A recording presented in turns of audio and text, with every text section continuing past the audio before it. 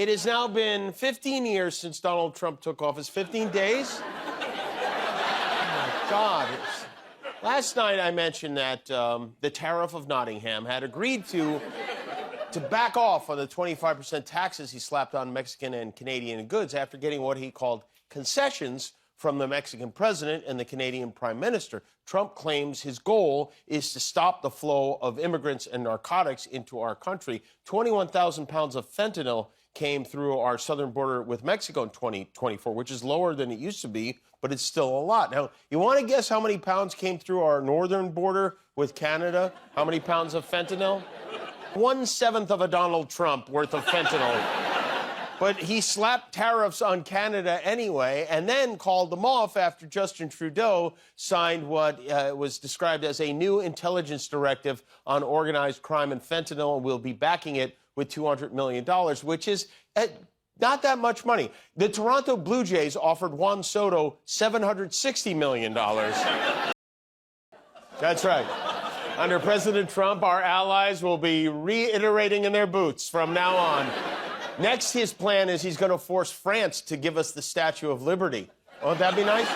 The art of the deal. Trump's also doubling down on this idea that Canada would agree to become our 51st state, as if Drake hasn't been through enough this week. But Republicans seem to be rooting for this because they're now just a party of snickering trolls. But let's just imagine for a second that somehow they do make this happen and Canada does become a state.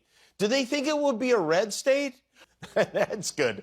I, for one, I don't know about you, I am thrilled that a man who writes smocking gun and scot-free with 2 T's and tap with 2 P's and wants to make it in showbiz and spells his party Republicans is doing this. What could possibly go R-O-N-G, you know?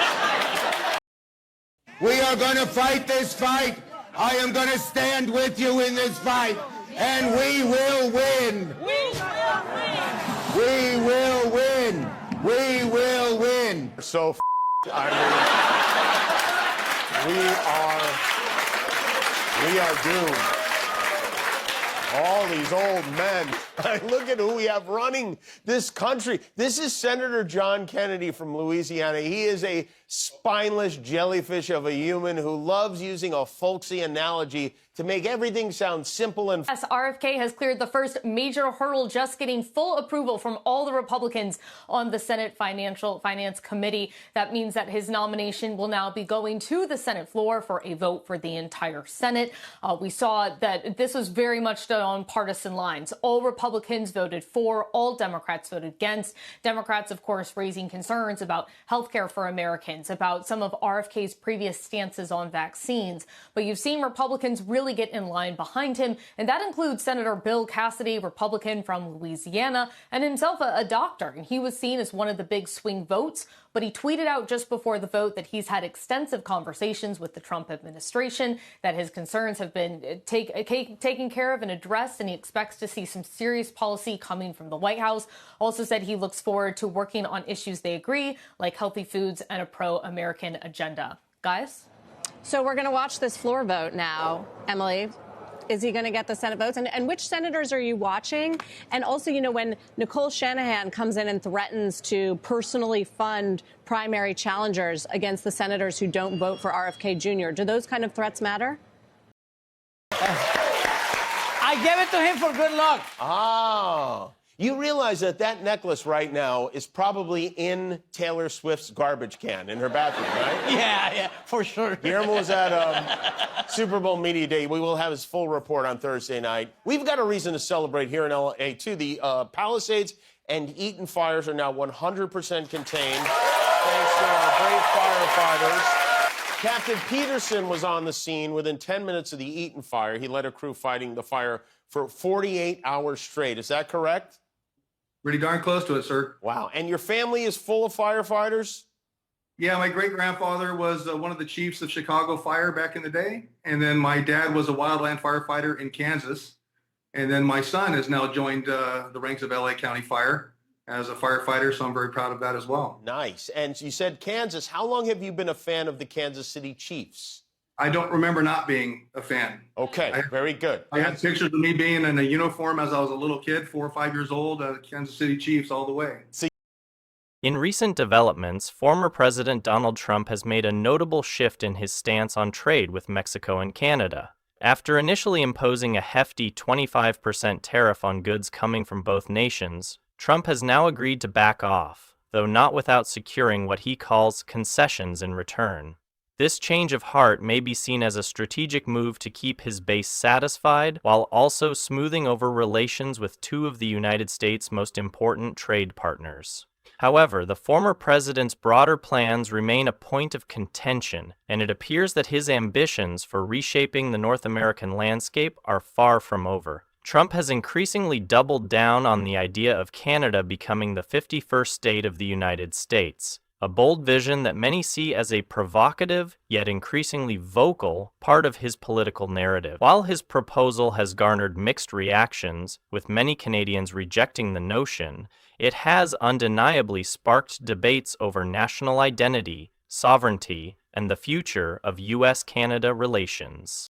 Just want to ask you for a small favor. If you're enjoying this content, please take a moment to like this video and subscribe to the channel. Did you know that over 98% of people watch these videos without subscribing? It costs you absolutely nothing, but it makes a huge difference to us. So if you haven't clicked the subscribe button yet, go ahead and do it now. It only takes a second and we'd really appreciate it. Thank you so much for your support. As the political scene continues to evolve, another major development has taken place in Washington. Senators recently voted, largely along party lines, to advance the nominations of two highly controversial figures, Tulsi Gabbard and Robert F. Kennedy Jr., for significant political positions. Both of these figures are known for their unorthodox views and public dissent against the status quo, which makes their nominations both intriguing and divisive. Tulsi Gabbard, a former congresswoman and presidential candidate, has long been known for her independent streak and her stances on foreign policy, while RFK Jr., an environmental attorney and the son of the late Robert F. Kennedy, has built a reputation for his outspoken views on health policy and vaccines. Their advancement in the Senate underscores the growing influence of non-traditional political figures and signals that Washington is not immune to the rise of anti-establishment voices. Meanwhile, Trump continues to push forward with his plans to dismantle key components of the federal government, including the Department of Education. This is part of his broader agenda to reduce the size and scope of federal institutions, which he argues should have less influence over the lives of ordinary Americans. His vision is one where education is left primarily to the states and private entities, and he believes that local control is crucial in reforming the American education. The proposal has generated significant debate, with critics arguing that it could undermine public education, while supporters see it as a necessary step toward reducing federal overreach and promoting educational freedom. In another significant move, Trump has teamed up with tech mogul Elon Musk to work on dismantling the U.S. Agency for International Development, USAID.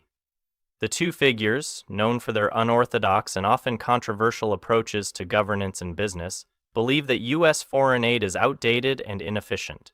Trump and Musk argue that private enterprise should play a larger role in foreign aid, claiming that businesses can achieve better results than traditional government aid programs. This partnership is part of a broader push to reshape U.S. foreign policy, with both Trump and Musk seeking to shift the focus of U.S. foreign relations away from government-led initiatives and toward market-driven solutions. On the home front, American consumers are feeling the pinch of a severe egg shortage that has been hitting grocery store shelves nationwide. The shortage is being attributed to a number of factors, including a surge in avian flu cases, which has led to the culling of millions of hens, and inflationary pressures that have disrupted supply chains. As a result, prices for eggs have soared, and many stores have implemented limits on how many cartons customers can purchase. Experts are predicting that the shortage could last for several more months, leaving many families scrambling to find affordable alternatives for breakfast staples.